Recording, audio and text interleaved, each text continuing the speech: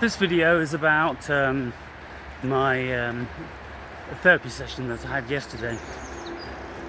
But it's not just about my experiences and my particular therapy. It's about this particular therapy. And this particular therapy is a variety of psychotherapy. And it uses eye movement desensitization.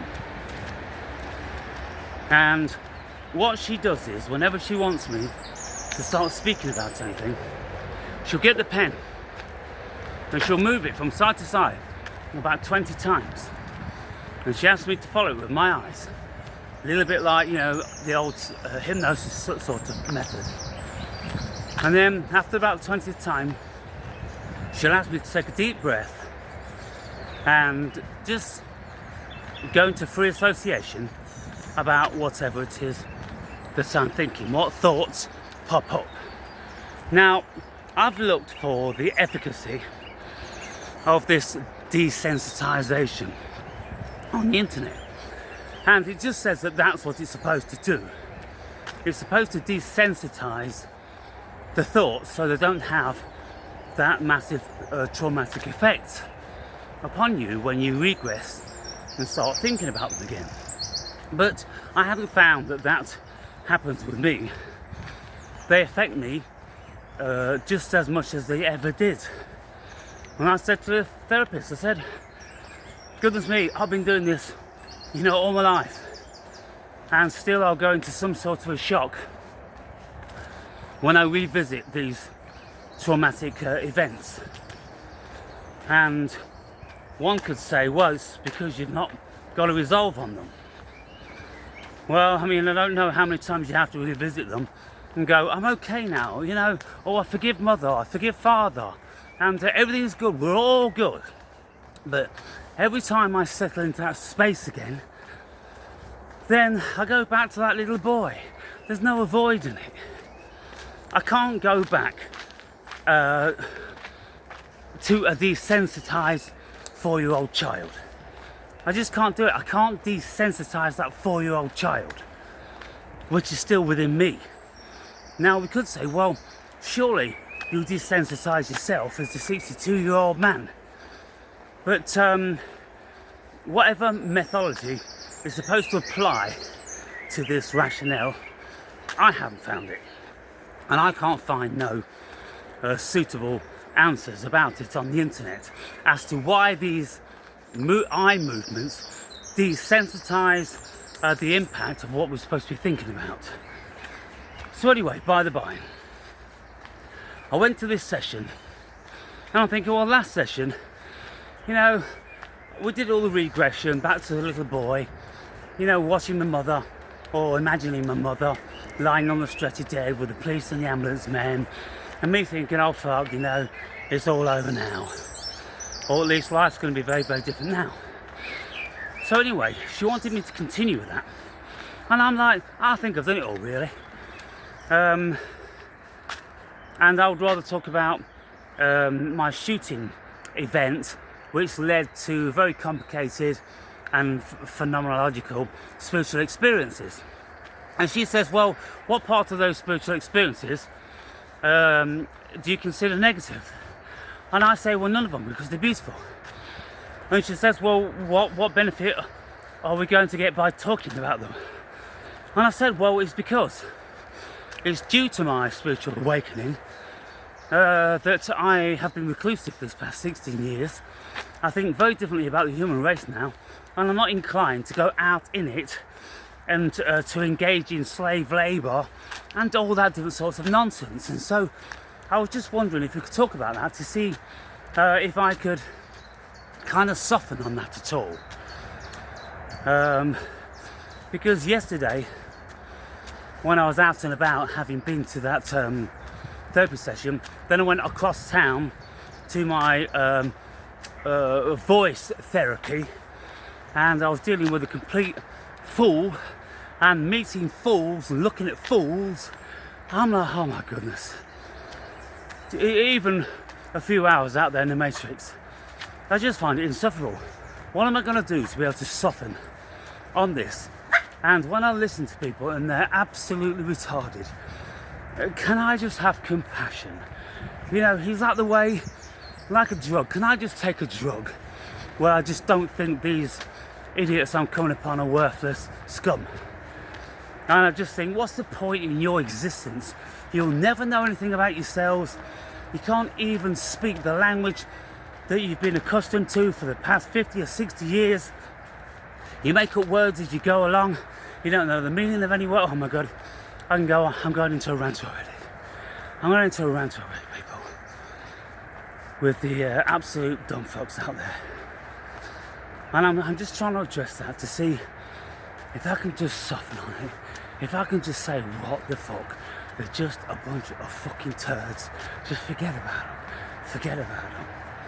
You know, intelligent people use them. That's what intelligent people do.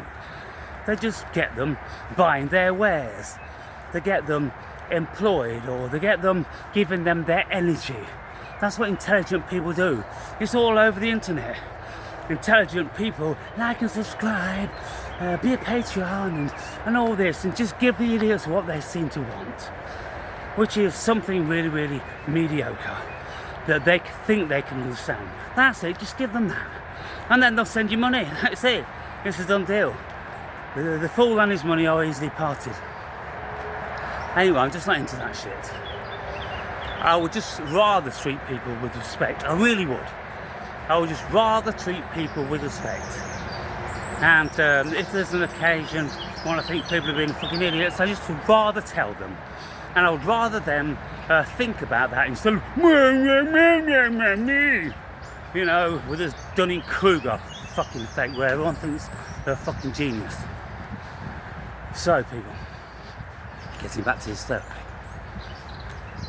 She was saying to me, are you not sure whether there is one of your parts which is now offering up resistance to going back to revisit that little boy again to see if there's anything else? And I'm like, I'm not sure. Probably. I just feel that I've moved on now. I did all the crying last week. It's kind of like, do I want to come in here crying every week? Can't we just get over that? Can't we move on? But no, she wanted to see because she believed there's more. And I'm like, okay, let's try it. I came in to try it. Oh no, let's do it. So she started with this eye moving thing again. And she was asking me, what do I see? And I said, well, I don't see anything because I'm an aphantasiac. I don't see any visions in my mind's eye. But I can imagine, you know, what I thought I remembered. There's mother lying on the floor, and there's police and there's ambulance men, blah, blah, blah, blah. And she says, how do you feel about this? And I said, I don't feel anything. I feel nothing at all. And then it's like, it's only resistance there as to why you don't feel anything. No. And anyway, I'm thinking, look, let me really, really try it. Let me really try. I'm here in therapy. I've not got too many hours left. Let me just see. So I put myself into a meditation and I went back there. And I'm open to it. And she's asking me, how does this little boy feel? And I'm like, well, I can't feel that little boy. I can only feel the man that was, you know, is a fucked up result of that little boy. Well, see if you can invite that little boy within you now, and see if you can go back, you presently, into him, and, you know,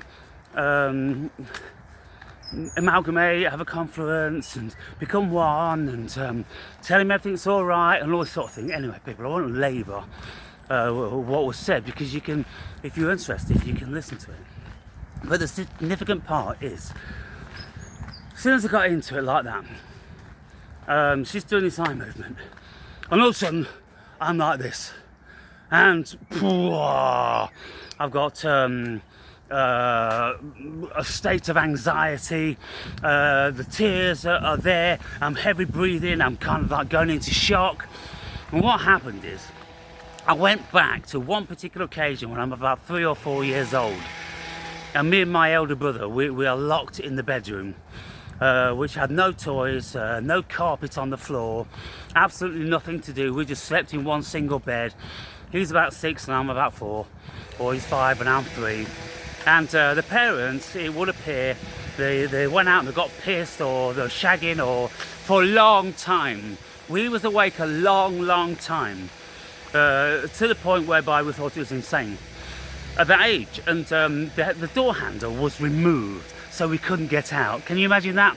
Who does that? What parents do that? They took the door handle out, and the hole where the square bolt goes through, pushed some paper so we couldn't even see out of that prison cell. And so anyway, I was desperate to go to the toilet. I ended up shitting myself. And eventually when the old man came in, he called me dirty bleeder. And he beat me with one of these small wooden brushes that you sweep the arse with.